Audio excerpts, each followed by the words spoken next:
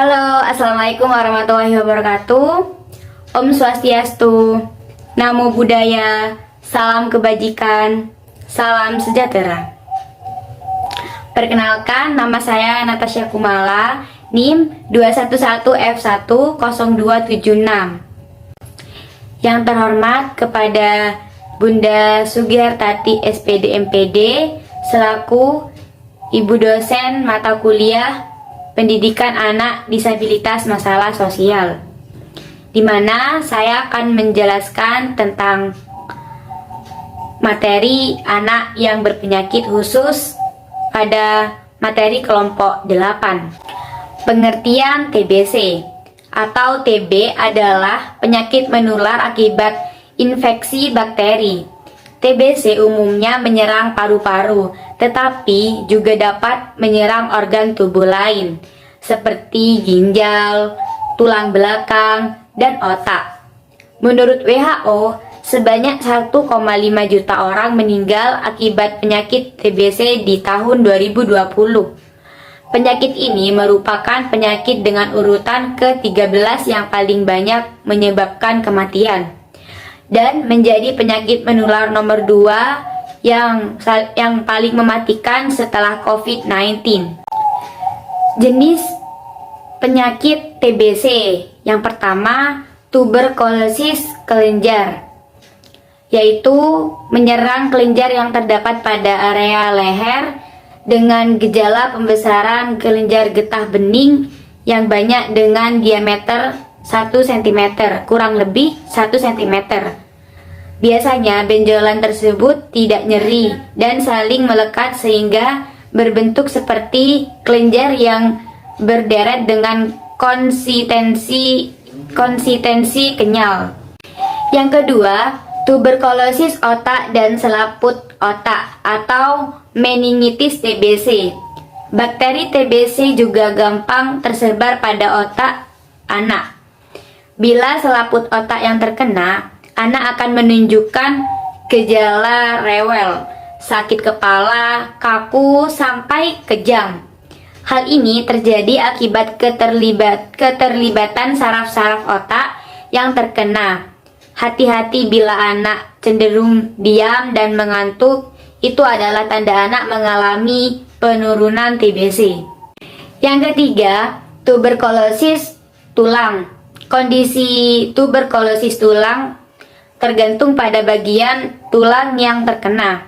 Berikut penjelasan lengkapnya: spondilitis atau tulang belakang, penonjolan tulang belakang, koksitis tulang panggul, pincang, gangguan berjalan atau peradangan panggul, gonitis atau tulang lutut, pincang dan atau bengkak pada lutut tanpa sebab yang jelas, spina ventosa atau daktilitis atau TBC tulang kaki dan tangan, bengkak persendian tangan atau kaki.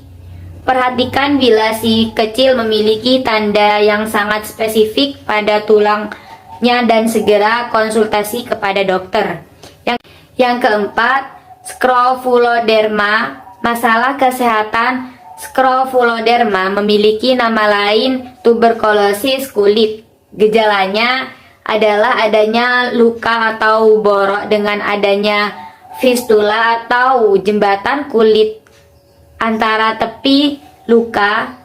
Biasanya skrofuloderma pada anak hadir bersamaan dengan demam karena proses infeksi yang berlangsung. Yang kelima, tuberkulosis usus. Bila anak mengalami TBC ini, ia akan merasakan gejala-gejala pencernaan seperti kembung, diare, nyeri perut. Biasanya orang tua akan menyadarinya karena kondisi anak sangat rewel. Komplikasi TB usus, tuberkulosis usus adalah radang selaput perut yang memiliki nama lain peritonitis TB. Yang keenam, tuberkulosis ginjal. Ayah dan ibu perlu curiga bila menemukan gejala gangguan pada organ ginjal, yaitu seperti gangguan buang air kecil, urin yang terlalu pekat, dan nyeri pinggang tanpa sebab yang jelas. Yang terakhir, kondisi tersebut bisa menandakan tuberkulosis ginjal, terutama bila orang tua curiga adanya infeksi tuberkulosis pada anak. Faktor penyebab tuberkulosis adalah infeksi bakteri Mycobacterium tuberculosis di paru-paru. Penularan tuberkulosis ini terjadi ketika seseorang menghirup udara yang terkontaminasi bakteri tuberkulosis. Bakteri dikeluarkan oleh penderita tuberkulosis saat batuk dan bersin dalam bentuk droplet alias percikan lendir. Untuk memahami bagaimana gejala tuberkulosis, Anda perlu memahami tahapan infeksinya. Dilansir dari buku Tuberkulosis saat masuk ke dalam tubuh, bakteri Mycobacterium tuberculosis akan melalui tiga tahapan infeksi tuberkulosis, yaitu yang pertama, infeksi primer terjadi saat menghirup udara yang mengandung bakteri penyebab tuberkulosis. Bakteri ini masuk melalui mulut dan hidung hingga mencapai paru-paru, lalu mulai memperbanyak diri. Yang kedua, infeksi laten.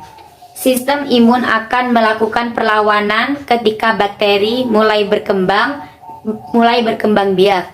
Respon sistem imun yang kuat dapat menghancurkan bakteri atau menahan perkembangan infeksinya. Saat imun tubuh mampu menahan perkembangbiakan bakteri, maka tuberkulosis akan masuk ke dalam status dorman, yaitu kondisi di mana bakteri tidur atau tidak aktif menginfeksi. Pada tahap ini, kondisi dikenal juga dengan tuberkulosis laten. Penderita TB laten tidak bisa menularkan penyakit tuberkulosis. Yang ketiga, infeksi aktif. Sebaliknya, jika respon sistem imun lemah terhadap infeksi bakteri tuberkulosis, bakteri akan lebih bebas memperbanyak diri dan menyerang sel-sel sehat di paru-paru. Apabila bakteri sebelumnya dalam status dorman, respon sistem imun yang lemah menyebabkan bakteri bangun dari tidurnya dan kembali aktif menginfeksi. Kondisi aktifnya infeksi bakteri tuberkulosis ini adalah onset dari penyakit tuberkulosis paru aktif, yaitu ketika infeksi tuberkulosis menunjukkan kemunculan gejala awal. Selanjutnya, gejala anak yang terkena tuberkulosis. Yang pertama, penurunan berat badan secara drastis. Perlu waspada saat anak mengalami berat badan turun setiap bulan selama lebih dari 2 bulan berturut-turut. Apalagi jika berat badan anak turun secara drastis, ini menandakan anak mengalami tuberkulosis. Yang kedua, demam. Demam sebenarnya tidak berbahaya karena kondisi ini adalah reaksi pertahanan tubuh melawan virus dan bakteri. Jika demam pada anak tak kunjung sembuh, bahkan berulang tanpa sebab yang jelas, ini bisa menjadi gejala tuberkulosis pada anak. Yang ketiga, anak badan lemas. Anak tidak bersemangat untuk melakukan kegiatan, tanpa terlihat lesu, tidak aktif. Jika kondisi disertai gejala sebelumnya, perlu dikonsultasikan kepada dokter karena bisa terjadi ini tanda tuberkulosis pada anak. Yang keempat, batuk darah. Tuberkulosis pada anak juga bisa dilihat dari ia mengalami batuk darah atau keluar lendir sebagai salah satu tanda adanya tuberkulosis paru-paru. Yang terakhir, bagaimana cara mengatasi anak yang terkena tuberkulosis. Yang pertama, pengobatan tuberkulosis laten pada anak.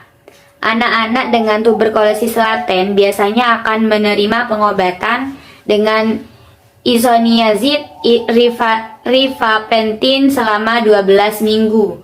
Obat alternatif yang mungkin dokter berikan untuk mengatasi tuberkulosis laten pada anak adalah rifampin selama 4 bulan atau isoniazid selama 9 bulan. Yang kedua, pengobatan penyakit tuberkulosis aktif pada anak.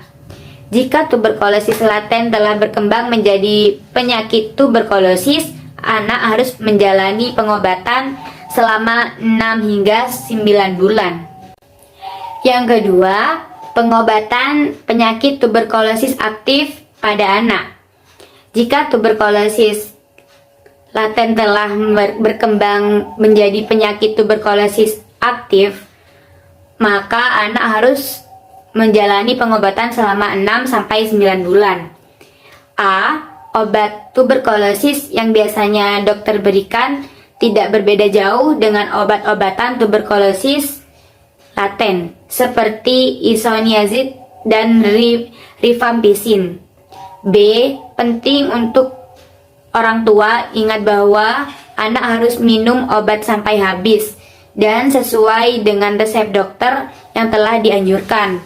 Jika tidak, anak berisiko mengalami kekambuhan ketika sudah beranjak dewasa, serta berpotensi terkena resistensi obat. Yang terakhir, pencegahan penyakit tuberkulosis. Langkah utama yang bisa dilakukan yaitu untuk mencegah tuberkulosis adalah dengan menerima vaksin BCG atau Bacillus calmette-Guerin. Di Indonesia, vaksin ini termasuk dalam daftar imunisasi wajib dan diberikan sebelum bayi berusia 3 bulan.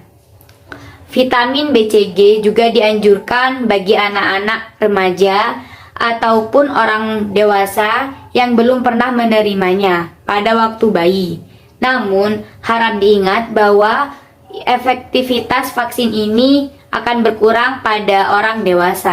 Yang kedua, saya akan menjelaskan tentang jenis-jenis anak penyandang masalah sosial, tentang penyalahgunaan narkoba dan psikotropika. Masalah sosial akibat penyalahgunaan narkoba dan psikotropika. Yang pertama, A. Dapat mendorong tindakan kriminal atau kejahatan. Yang kedua, bisa mengganggu keamanan dan ketertiban di masyarakat. Yang ketiga, dapat menimbulkan beban sosial ekonomi. Yang keempat, dapat merusak dunia pendidikan. Faktor penyebab penyalahgunaan narkoba dan psikotropika. Yang pertama, faktor individu. A. Keingintahuan besar untuk mencoba tanpa sadar atau berpikir panjang mengenai akibatnya. B. Keinginan untuk bersenang-senang. C. Keinginan untuk mengikuti tren atau gaya. D. Keinginan untuk diterima oleh lingkungan atau kelompok. E. Lari dari kebosanan, masalah, atau kesusahan hidup. F. Pengertian yang salah bahwa penggunaan sekali-sekali tidak menimbulkan ketagihan. Yang kedua, faktor lingkungan, yaitu lingkungan keluarga, lingkungan sekolah, dan lingkungan teman sebaya. Alasan penyalahgunaan narkoba dan psikotropika. Yang pertama, memakai karena ingin merasa ada. Yang kedua, memakai untuk melarikan diri dari masalah atau ingin rileks. Yang ketiga, memakai karena lagi bosan. Yang keempat, memakai karena menganggap itu keren.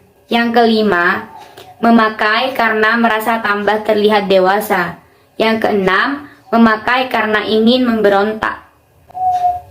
Materi yang ketiga, saya akan menjelaskan tentang korban bencana alam, kerusuhan, dan suku terasing. Pengertian bencana alam. Bencana alam adalah bencana yang diakibatkan oleh peristiwa atau serangkaian peristiwa yang disebabkan oleh alam, antara lain berupa gempa bumi, tsunami, tanah longsor, banjir, angin topan, dan masih banyak yang lainnya. Kerusuhan atau huru-hara terjadi kala kelompok orang berkumpul bersama untuk melakukan tindak kekerasan, biasanya sebagai tindak balas terhadap perlakuan yang dianggap tidak adil ataupun sebagai upaya penentangan terhadap sesuatu. Pengertian suku terasing. Suku terasing di Indonesia adalah suku yang berada di daerah yang masih terisolasi dari dunia luar. Beberapa faktor penyebab bencana alam. Yang pertama seperti terjadinya erosi, terjadinya tingkat curah hujan yang sangat tinggi, getaran lereng, tebing yang sangat terjal, bendungan susut, tanah tidak padat, dan tumpukan sampah. Faktor penyebab kerusuhan atau seperti konflik-konflik itu banyak faktor. Yang pertama, adanya faktor perbedaan pendapat dan kepentingan individu atau kelompok. Yang kedua, adanya perbedaan latar belakang dan struktur budaya. Yang ketiga, adanya perbedaan ideologis, adanya perbedaan ras atau ciri fisik, adanya pertukaran nilai yang cepat. Dan itu semua bisa mengakibatkan kerusuhan. Faktor penyebab terjadinya suku terasing yaitu di mana suku tersebut budayanya masih sangat erat dengan kebudayaan nenek moyang. Yang kedua, masih merekatkan adat istiadat nenek moyang, masih mempercayai keyakinan nenek moyang. Jadi, mereka sangat sulit untuk menerima modernisasi yang terjadi saat ini. Selanjutnya, saya akan mempresentasikan tentang materi pengertian gepeng, pemulung, atau pemulung dan anak jalanan. Yang pertama, pengertian gepeng atau gelandangan atau pengemis. Kata gelandangan dan pengemis disingkat dengan gepeng. Masyarakat Indonesia secara umum sudah sangat akrab dengan singkatan gepeng. Gepeng tersebut yang mana tidak hanya menjadi kosakata umum dalam percakapan sehari-hari dan topik pemberitaan media massa, tetapi juga sudah menjadi istilah dalam kebijakan pemerintah merujuk pada sekelompok orang tertentu yang lazim ditemui di kota-kota besar, khususnya di kota Kudus.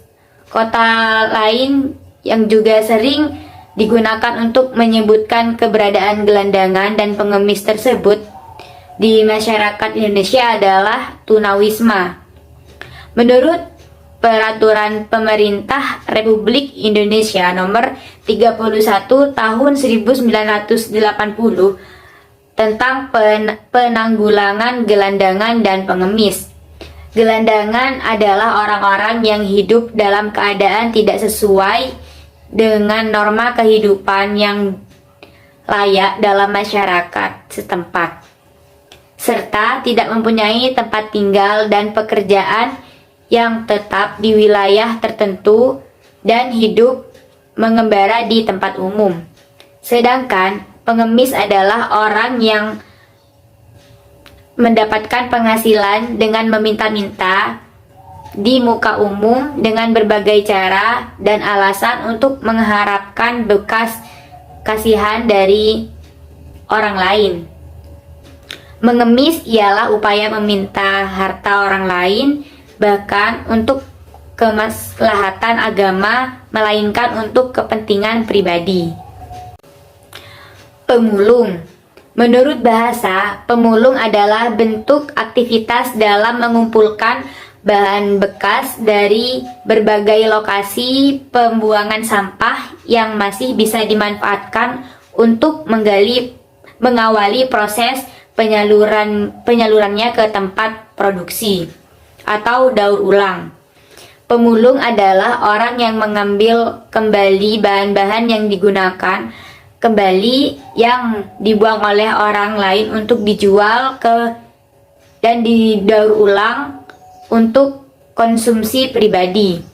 Ada jutaan pemulung di seluruh dunia, terutama di negara berkembang, tetapi juga meningkat di negara pasca industri.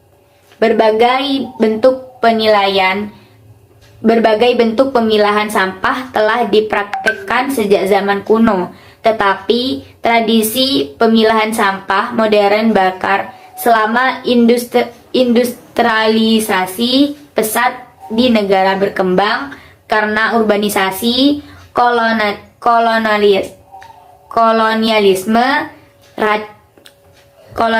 racun, dan perdagangan sampah global. Banyak kota hanya menyediakan pengumpulan sampah padat. Anak jalanan adalah sebuah istilah yang mengacu pada anak-anak tunawisma yang tinggal di wilayah jalanan. Lebih mendetail, menurut UNICEF, anak jalanan yaitu berusia sekitar di bawah 18 tahun dan bertempat tinggal di wilayah kosong yang tidak memadai serta biasanya tidak ada pengawasan. Pandangan lain yang telah komprehensif mendefinisikan anak jalanan sebagai anak-anak yang merasa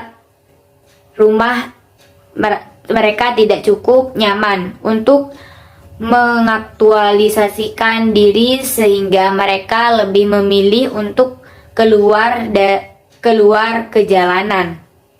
Ketidaknyamanan itu dapat disebabkan oleh beberapa hal seperti pertengkaran di rumah tangga oleh orang tua, kondisi ekonomi yang tidak memadai, dan faktor-faktor lainnya.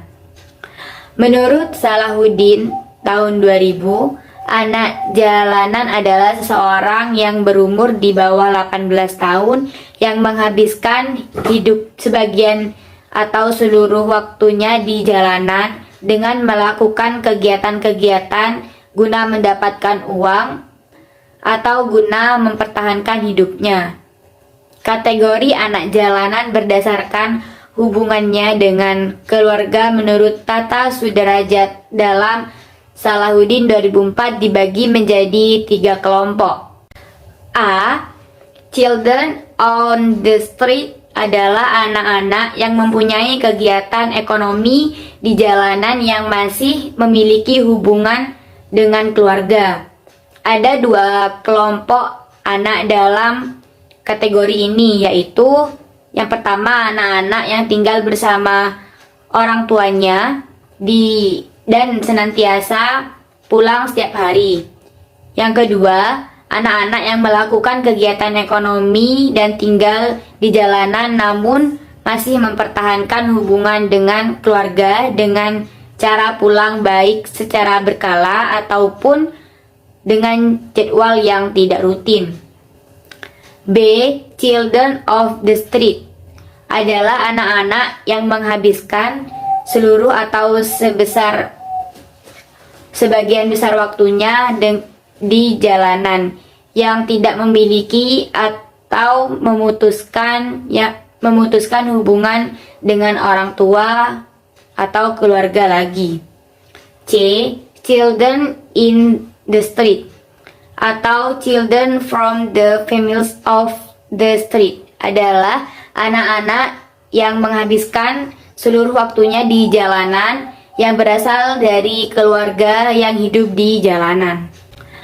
Faktor-faktor penyebab terjadinya gepeng, pemulung atau pemulung dan anak jalanan. Faktor yang pertama, faktor internal yang menyebabkan terjadinya anak jalanan diantaranya 1. Sifat pemalas dan tidak mau bekerja. Yang kedua, adanya cacat-cacat yang bersifat biologis, psikologis. Cacat keturunan yang bersifat biologis yaitu kurang berfungsinya organ tubuh untuk memproduksi atau organ genital yang menimpa seseorang. Cacat psikologis adalah kurang berfungsinya mental dan tingkah laku seseorang untuk bersosialisasi di masyarakat. Yang kedua, pengaruh teman menjadi salah satu faktor yang menyebabkan anak pergi ke jalanan. Pengaruh teman menunjukkan dampak besar anak pergi ke jalanan, terlebih dari dorongan pergi ke jalanan mendapat dukungan orang tua atau keluarga. Yang ketiga, kekerasan dalam keluarga. Tindak kekerasan dilakukan oleh anggota keluarga terhadap anak menjadi salah satu faktor yang mendorong anak lari dari rumah dan pergi ke jalanan. Yang ketiga, karakteristik gepeng, pemulung atau anak pemulung dan anak jalanan. A. Karakteristik dari gepeng atau gelandangan dan pengemis, yaitu 1. Tidak memiliki tempat tinggal. Yang kedua, kebanyakan dari gepeng dan pengemis ini mereka tidak memiliki tempat hunian. Yang ketiga, ketidakmampuan penyesuaian diri terhadap perubahan yang baik dan kreatif. Ketidakmampuan penyesuaian diri atau adaptasi terhadap perubahan lingkungan yang baik dan kreatif menimbulkan tindakan amoral atau immoral yang mengarah pada perubahan yang negatif. Yang keempat, impian kebebasan berbagai masalah yang dihadapi anak di dalam keluarga dapat menimbulkan pemberontakan dalam dirinya dan berusaha mencari jalan keluar. Seorang anak merasa bosan dan pemberontak dan tersiksa di rumah karena setiap hari menyaksikan kedua orang tuanya bertengkar dan tidak memperhatikan mereka. Pada akhirnya, anak tersebut memilih untuk hidup di jalanan karena ia merasa memiliki kebebasan dan memiliki banyak kawan yang bisa menampung keluh kesahnya.